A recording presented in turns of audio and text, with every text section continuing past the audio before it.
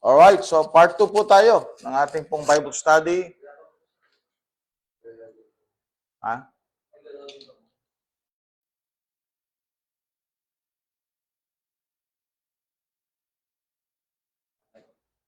Okay, so good evening po. Welcome po sa Real KGB Believers. We are now signing on. This is the part 2 of our Bible study on prayer. No? So we're discussing on what prayer does. No? Anong nagagawa ng panalangin. No? So doon po sa ating part 1, we have discussed prayer brings us to God's presence. No? That's in James 4:8. We have also prayer strengthens us in times of weakness. Prayer gives wisdom and direction. Prayer brings peace in turmoil, and prayer releases God's power to work. And then we have prayer helps us to resist temptation, and prayer purifies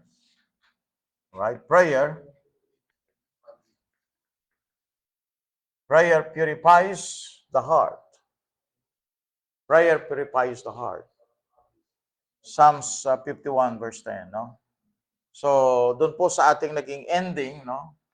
Naging ending natin ay yung 1 John 1:9, no? Basahin natin ulit para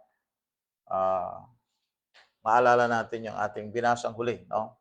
Sa part 1. 1 John 1:9. 1 John 1:9. Okay, so si David ay sinabi niya yan, no? Yung kanya pong desire to be clean. 1 John chapter 1 verse 9, if we confess our sins, Yan. He is faithful and just to forgive us our sins and to cleanse us from all unrighteousness. Amen. So yun ay parang nag-shower tayo, no? Kapag narumihan tayo the whole day, then we go to the CR, bathroom, and we took our shower, then we feel clean.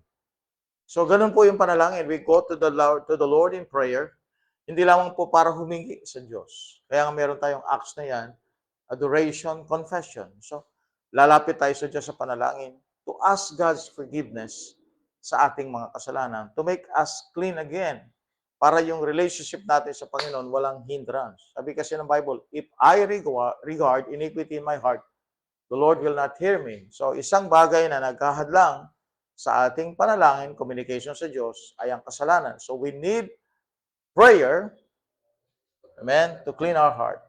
To clean our heart. Number 8 is prayer aligns us with God's will. Prayer aligns us with God's will. All right, so let's go to the verse. Luke 22:42. Luke 22, verse 42. Luke 22, verse 42. Luke chapter 22 verse 42.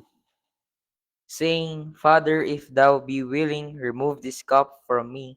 Nevertheless, not my will, but thine be done. All right? So, yung prayer ni Jesus Christ, sabi niya, not my will, but thine be done. So, yung prayer, ina-align mo sarili mo sa Panginoon. Nasabi mo sa Panginoon, hindi po yung kalooban ko ang importante. Ang kalooban mo importante, Panginoon.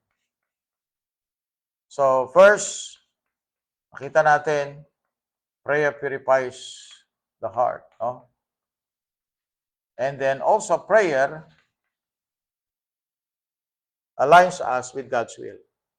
So, kung ano man yung kalooban ng Panginoon Diyos, ano ba yung gusto ng Panginoon? Diba?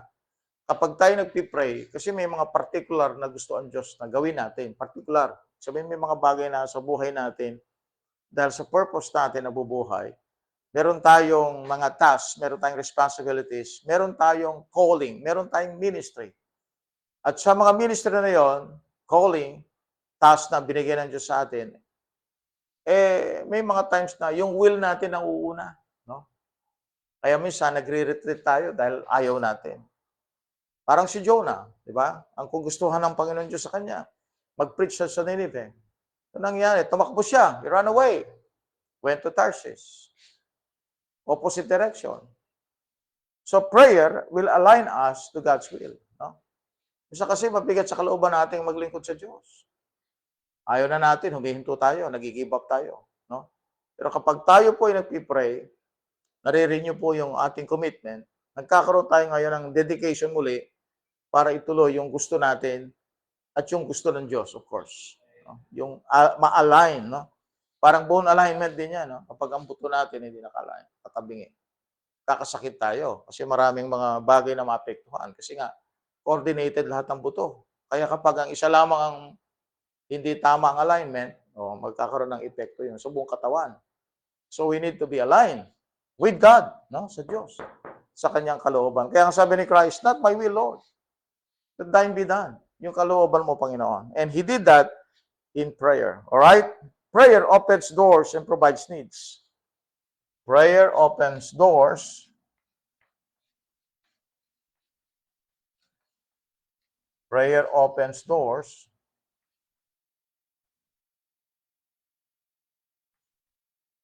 and provide needs. Provides needs.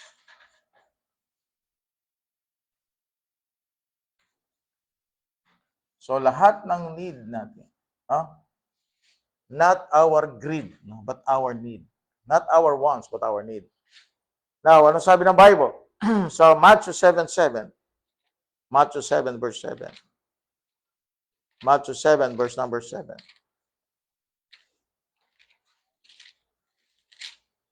Matthew 7 verse 7. Matthew chapter 7, verse 7, ask and it shall be given you, seek and you shall find, knock and it shall be opened unto you. Yeah. Ask and it shall be given. Seek and you shall find. No? Knock and it shall be opened unto you. Prayer yun eh. No? Prayer yun. Panalangin yun. Kaya pag tayo kumakatok sa langit, Lord, please help me. Hear me, Lord God. Hear me. Pakinggan mo ako, Panginoon. I remember one time sa Bible, sa story sa 1 Samuel, I think that's in chapter 1 and chapter 2. It's about Hannah, no? Asking God to give her a child, no? Particularly isang son. At ang kanyang promise sa Panginoon Diyos is to give that child to the Lord, no? Bibigay sa Panginoon para maglingkod sa Diyos. Nakita siya ni Eli, nagpipray siya, pero walang words na lumalabas sa kanyang bibig. So, gumagalaw lang yung kanyang bibig. As if para daw siyang lasing, no? Sa itsura niya. Pero she was praying. Alam niyo po, mga kapatid, sa prayer niya, ibinigay ng Panginoon, sapagkat siya iberen, binigay ng Diyos, yung bagay na imposible. Pinagkalooban ng Diyos si Hannah ng anak. Later on, naging prophet na yun na si Samuel. Sino nagbigay ng yun?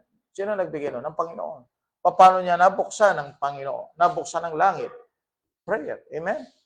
So prayer is really important.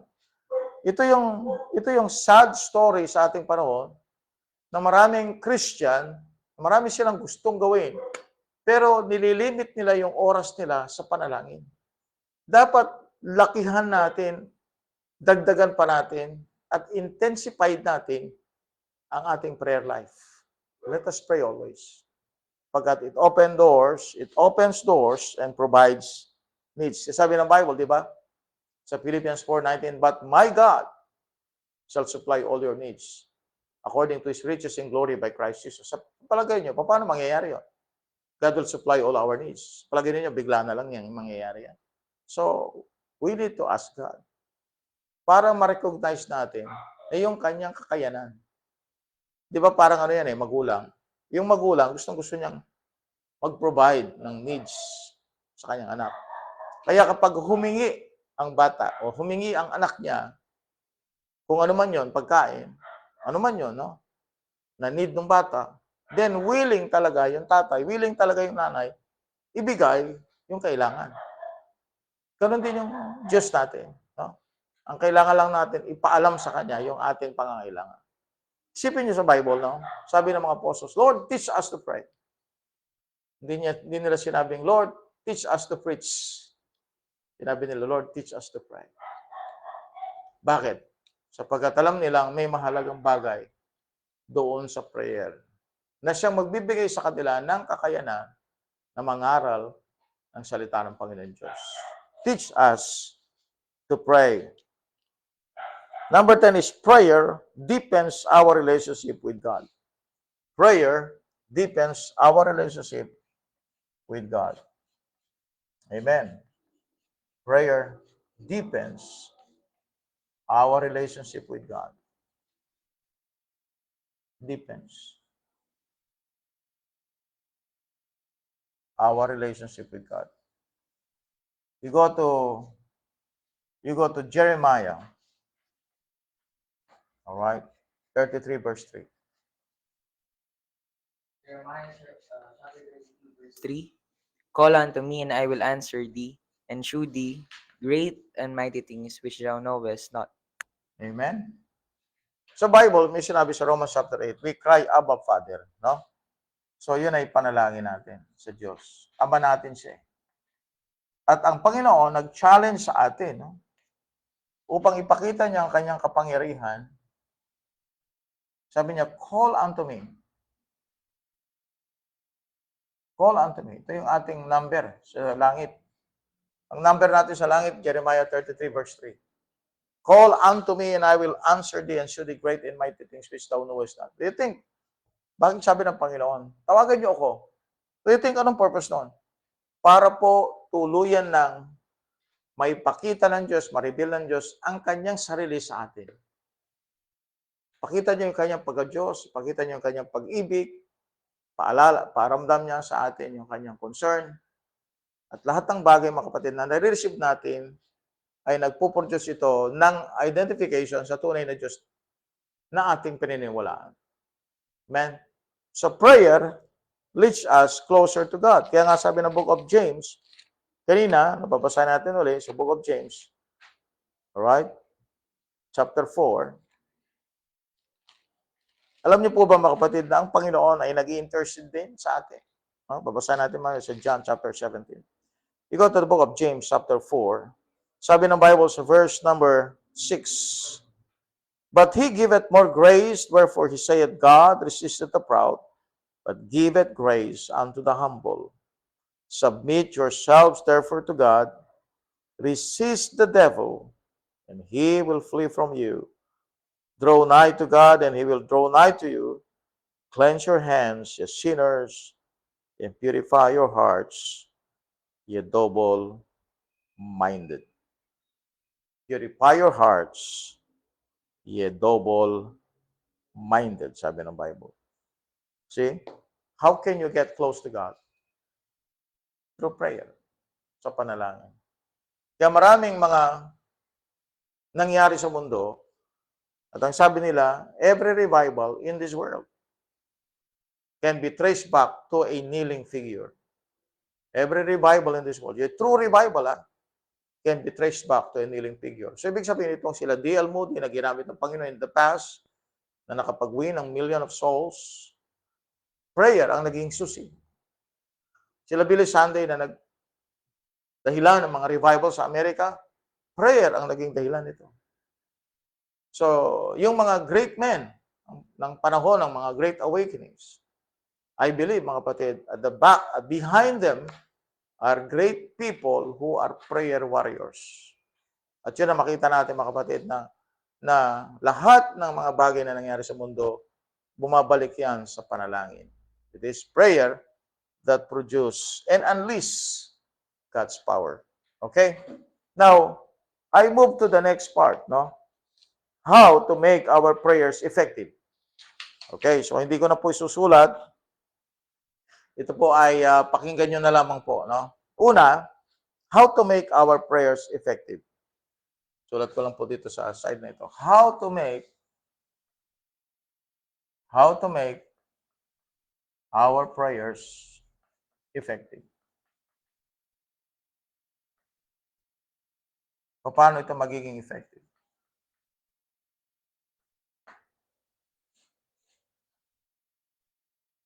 Okay? Number 1, pray with a clean heart.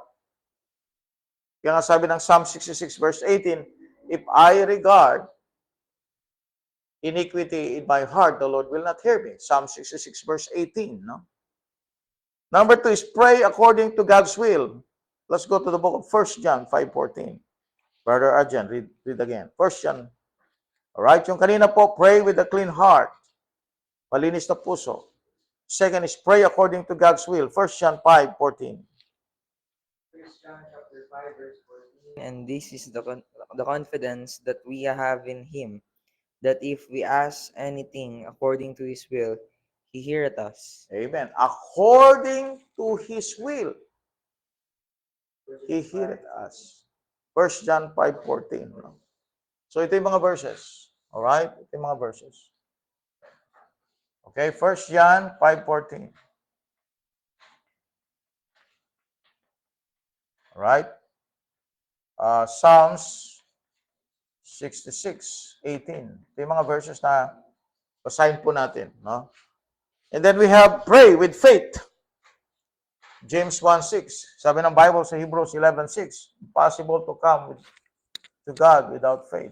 Impossible. Ha? Dapat may faith. James 1:6. Hebrews 11:6. No? James 1:6. Sige. O, nabasa na kanina. Na-quote ko na pala. James 1:6. James chapter 1 verse 6, but let him ask in faith, nothing wavering, for he that wavereth is like a wave of the sea, driven with the wind and tossed. Isang stumbling block sa ating prayer, kapatid, yung ating pong unbelief. So, wag kang pupunta sa Diyos, sabi ng Hebrews 11:6, no? Wala kang faith. Without faith, sabi ng Hebrews 11:6, but without faith, it is impossible to please Him. For he that cometh to God must believe that He is, and that He is a rewarder of them that diligently seek Him. All right? All right, that is in Hebrews 11:6. Hebrews 11:6. Okay, next is pray in the name of Jesus. All right? Okay, so bago po tayo punta doon sa John 14:13, punta muna tayo doon sa John 17. Tignan po ninyo yung relationship ni Christ. Pag pinag-usapan po yung prayer, ano pa yung relationship ni Christ? Pag pinag-usapan yung prayer. Sabi niya ganito, no? The Lord's Prayer. Ito yung panalangin niya. Sabi niya, verse 13, now come I to thee, and these things I speak in the world, that they might have my joy fulfilled in themselves. I have given them thy word, and the world hath hated them, because they are not of the world, even as I am not of the world. I pray not that thou shouldest take them out of the world, but that thou shouldest keep them from the evil. They are of the world, even as I am not of the world. They are not of the world, I should say, even as I am not of the world. Sanctify them through thy truth. Thy word is truth. So Jesus Christ is praying for the disciples. As thou hast sent me into the world, even so have I also sent them into the world. And for their sakes I sanctify myself, that they also might be sanctified through the truth. Neither pray I thee for this alone, neither pray I for this alone, but for them also which shall believe on me through their word, that they all be one, as thou, Father, art in me, I in thee, that they also may be one in us, that the world may believe that thou hast sent me. And the glory which thou givest me, I have given them, that they may be one, even as we are one. Amen? Okay? So yun po ang kailangan natin. Pray in the name of Jesus. John 14:13. Pakibasa lang. Bakit? Kasi siya yung nag-intercede sa atin eh. No? He is the advocate. Siya yung nagmi-middleman sa atin. Alright? Siya ang middleman natin. John chapter 14 verse 13, and whatsoever ye shall ask in my name, that will I do, that the Amen. Father may be glorified in the Son. Alright. So kung anong hihingin sa pangalan niya. No? Kaya kailangan, in the name. No? Parang address yan eh. No? Ang ating pinupuntahan, pinapapadala na request ay yung langit. No? Pero ang gagamitin nating via, no? yung ating pong magdadala, no, tagadala ng ating panalangin ay yung pangalan ng Panginoong Jesucristo. Okay? Now, pray with persistence. Dapat hindi po tayo madaling magsawa, no, sa panalangin. Luke 18:1.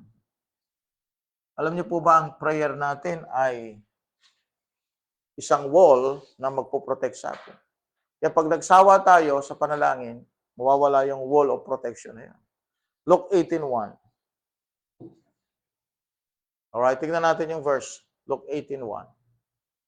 Luke chapter 18, verse 1, speak a parable unto them, that men ought always to pray and not to faint. Amen. So, wag tayo magsawa sa panalangin. Sabi nga ng Bible, pray without ceasing. Let us be persistent. Now, pray with gratitude. Yung binasa natin po kanina sa Philippians 4:6. Sabi ng Bible, be careful for nothing but in everything by prayer and supplication with thanksgiving. Let your requests be made known unto God. Alright? So, dapat po, ang ating panalangin is with gratitude. Kaya nga po, action eh. Adoration, confession, thanksgiving. Dapat papasalamat din tayo. Dami na nating na-receive sa Panginoon pero hindi tayo marunong magpasalamat. Dapat po with gratitude. Alam niyo po, ang isang key ng isang tao ay talagang sabihin nating responsible siya sa tinatanggap niya sa Panginoon. Marunong siyang magpasalamat sa Diyos. Maliit man o malaki. No? Sabi nga ng Bible, whether you drink or eat, do it for the glory of God. So isipin mo, kahit sa basong tubig at sa anumang pagkain, mga kapatid, pasalamat tayo. Pasalamat tayo kapag tayo kakain. Pasalamat din tayo after na tayo kumain. Okay? Let us be thankful. Number 7 is pray with humility. Sa James 4:6, binasa natin yan kanina. Babasahin ko lang po. Sabi ng Bible, but He giveth more grace, wherefore He saith, God resisted the proud, He giveth grace unto the humble. So dapat may humility, no? Mapagkumbaba tayo, no? Mapagkumbaba. Number 8 is pray with forgiveness. Pray with forgiveness. So James 4:6, ito, importante rin with forgiveness, no? Alam niyo po, itong isang problema natin ngayon. Problema natin ngayon, hindi marunong magpatawad ang tao. Amen? Pag siya ay naisahan, na onsi, o para bang may nauna sa kanya, naungusan siya, no? O kaya something na hindi niya na-receive, na in-expect niya, no? Magagalit na yan. Something na narinig niyang negative sa ibang tao, magagalit na yan. So yung galit na yun, nagtatagal yun, hindi lang buwan, taon, minsan dekada, no? O kaya minsan kamamatayan na niya. Forgiveness. Kapag hindi tayo marunong magpatawad, mahirap din tayong manalangin. Mark 11:25. Mark 11:25. Kaya merong gumawa sa atin ang di tama, naku, kapatid, hayaan mo na yan. Kung nalugi ka lang ng 1,000, hayaan mo na yan. Nalugi ka ng 2,000, hayaan mo na yan. Okay, patawarin mo na. Kung hindi tama yung ginawa sa iyo, hayaan mo na yan, no? Kumbaga sa business, may time na nalulugi, no? Sa ministry, may time na gano'n, nalolos ka, nawawalan ka ng tao. May mga lumalaban sa iyo. Part and parcel ng buhay. Nabubuhay ka sa mundo na kung saan po imperfect. Hindi perfectong mundo ito. We're trying to be perfect. We're trying to make everything in order. Pero makita ninyo, hindi mo talaga maalis na meron papasok at papasok problema. Kahit ayaw mo ang problema, kahit iniiwasan mo, meron at meron. Kaya nga po, be willing to open your heart to God and say, God, give me a forgiving heart. Sana matuto ako magpatawad sa tao. Mark 11:25. Mark 11:25. Mark 11, verse 25. And when you stand praying, forgive, if ye have aught against any, that your Father also which is in heaven may forgive you your trespasses. Amen. So, ang ibig sabihin niyan, yung practical application niyan, kung tayo po ay mag-offer sa Panginoon Diyos, then unahin natin yung tayo po ay magpatawad sa iba. Okay, now, so sabi niya, and when you stand praying, forgive, if you have aught against any, and that your Father also which is in heaven may forgive you your trespasses. Ang practical application yan, we have to practice forgiveness. Amen? Bagaman ito, may doctrinal application ito. Ang kukuha natin dyan yung practical application ito. No? Pray in the Spirit. Pray in the Spirit. Jude 20. Pray in the Spirit. Sabi ni spiritual ang prayer natin dapat. No? Pray in the Spirit. Daniel is praying to God. 21 days lang. Dumabot pa ng 21 days po yung pagdating ng answer ng prayer niya. Kasi merong barrier sa taas. No? Itong prayer natin, kapatid, no? 'Di ba, langit ang ating kinakausap. Pero may mga barrier diyan. Barrier. Yan ang naranasan ni Daniel. Yung mga barrier. Spiritual. Spiritual barriers. These are evil spirit na nasa air. No? And they're trying to control the prayer. They're trying to stop the prayer. They're trying to hindi na masagot ng Diyos ang panalangin. Pero nagtatagumpay ang Diyos palagian. Kaya nga, we have to pray in the Spirit. Remember, amen? God is a Spirit. And we have to talk to Him spiritually. So, let us pray in the Spirit. Ibig sabihin, let us help the Holy Spirit to help us to pray. Sabi ng Bible sa Romans chapter 8, no? Book of Romans chapter 8. Binanggit ang Bible dito, hanapin ko lang po. Romans chapter 8, I think that's in verse 26, kung di ako nagkakamali. Romans 8, verse 26. Okay? Sabi ng Bible dito, likewise, the Spirit also helpeth our infirmities. For we know not what we should pray for as we ought, but the Spirit, capital S, that's God, the Spirit itself, maketh intercession for us with groanings which cannot be uttered. No? Importante ang verse na yan. Romans 8:26. Ang Holy Spirit ang tutulong sa atin, kapatid, para yung ating panalangin ay maging very effective. Alright? Okay, so let us pray. Manalangin tayo. Maraming kalaban, spiritually. And mga spiritual warfare tayo. So we need to pray in the Spirit. Okay?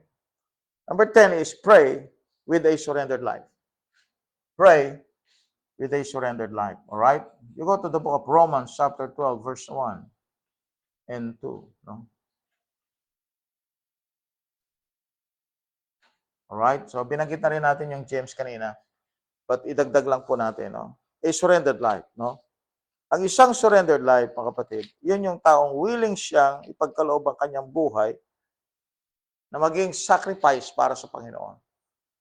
A surrendered life. Sabi niya sa Romans 12:1, I beseech you therefore, brethren, by the mercies of God, that you present your bodies a living sacrifice, holy, acceptable unto God, which is your reasonable service, and be not conformed to this world, but be transformed by the renewing of your mind, that ye may be proved that what is that good and acceptable and perfect will of God. For I say, through the grace given unto me, to every man that is among you, not to think of himself more highly than he ought to think, but to think soberly according to as God hath dealt to every man the measure of faith. So God will bless us if we are surrendered. Amen. May makasalanan tayo, mga kapatid, na dapat ay binigay natin sa Diyos. Doon pa man. Meron tayong panahon na dapat naibigay na natin sa Diyos noon pa man. May mga services tayong dapat na render na sa Panginoon noon pa man. Kaya lang, hindi natin ginagawa kagad because we don't want to surrender everything. Let us give our life to God. Amen? A surrendered life is a powerful life. Sapagkat nandun yung kapangyarihan ng Panginoon Diyos sa Kanya. Pag-surrendered ang buhay niya. At magtatagumpay sa maraming bagay. Sapagkat ibinigay na niya sa Panginoon ang kanyang buhay, na ang Diyos ang siyang magdi-design sa kanyang buhay. Siya yung maggagawa ng plan, mag-o-order sa kanyang steps. Kaya importante po, we have to have a surrendered life so that our prayer will be effective. Ano ba nagagawa ng panalangin? Number 1, prayer brings us to God's presence. Prayer strengthens us in times of weakness. Prayer gives wisdom and direction. Prayer brings peace in turmoil. Prayer releases God's power to work. Prayer helps us resist temptation. Prayer purifies the heart. Prayer aligns us with God's will. And prayer opens doors and provides needs. Prayer deepens our relationship with God. Dami nating tatanggapin sa Panginoon. It is a resources. Bountiful resources. At yun ay mangyayari lamang, mga kapatid, if we are persistently, and righteous ang ating buhay, praying to God. Amen? God is not unrighteous. Hindi siya unrighteous. Na kapag tayo po'y kakatok sa Panginoon, hindi niya tayo pakikinggan. Nakikinig ang Diyos. Sabi ng Bible sa Jeremiah 33 verse 3, "Call unto me, and I will answer thee, and show thee great and mighty things which thou knowest not." It's isang bagay na hindi pa natin alam talaga. Ay ang panalangin. Pagkat marami pang bagay na dapat matutunan natin sa prayer. Alam niyo po, ang daming doctrine sa Bible, daming teaching sa Bible. Marami kang dapat matutunan. Pero dapat, isang bagay din, yung basic, fundamental knowledge about prayer, meron tayo. Pagkat prayer will provide our needs. Amen.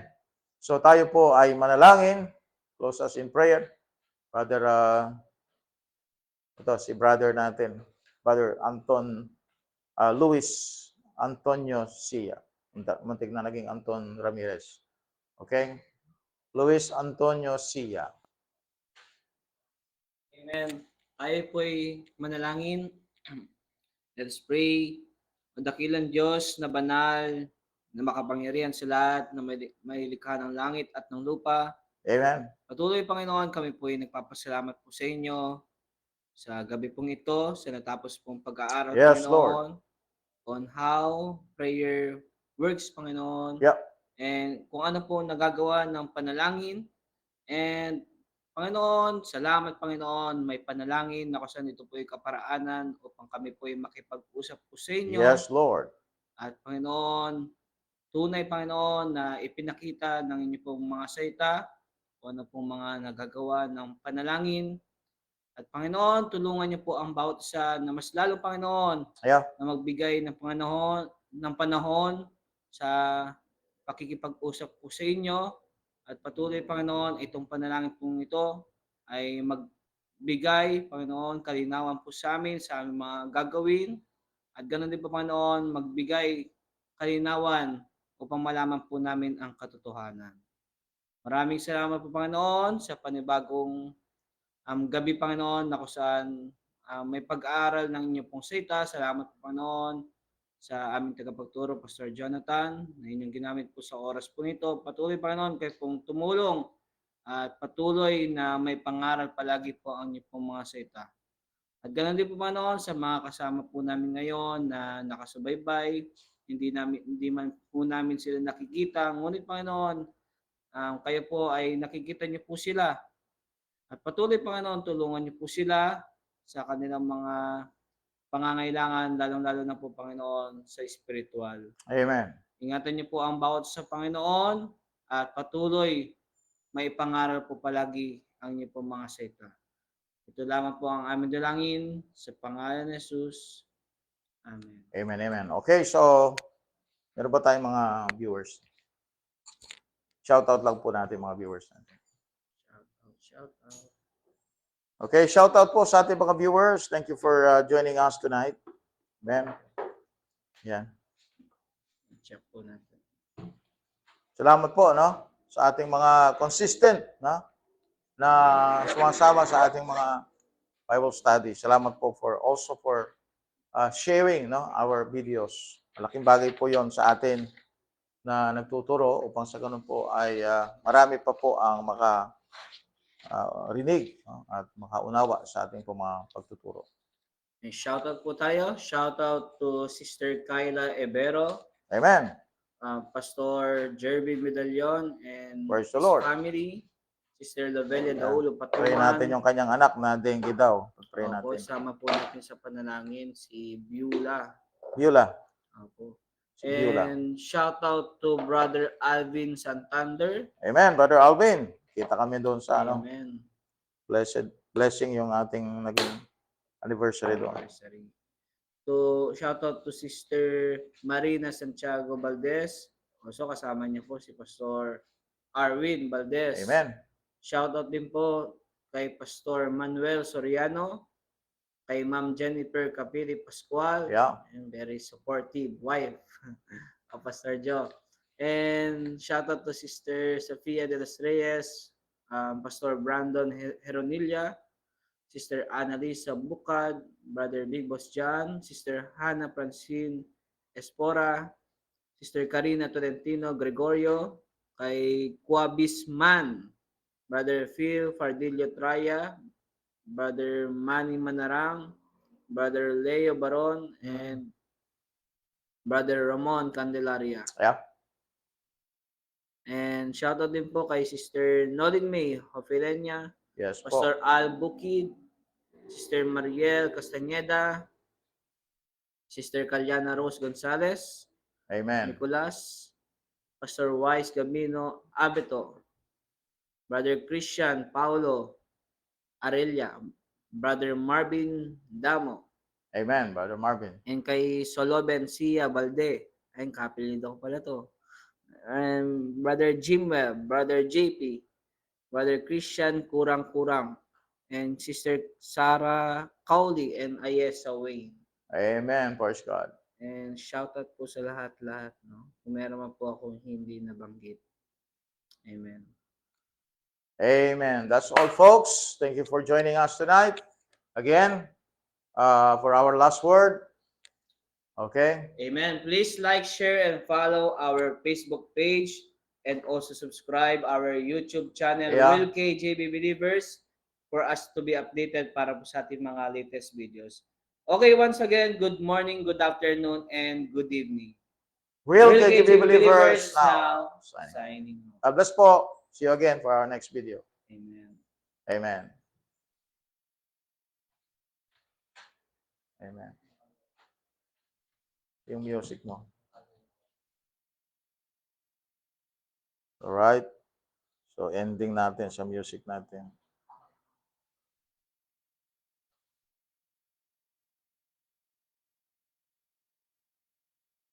God's Word.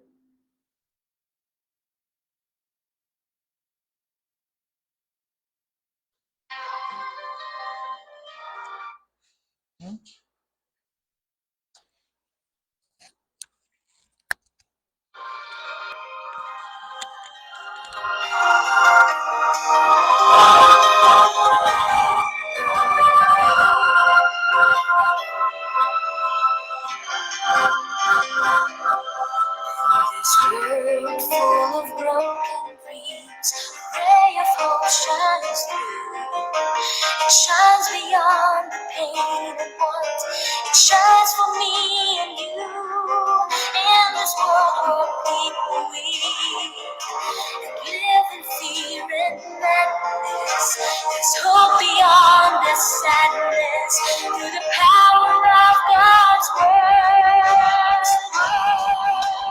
Hope for all mankind, sight to all the blind, it's joy to those despair.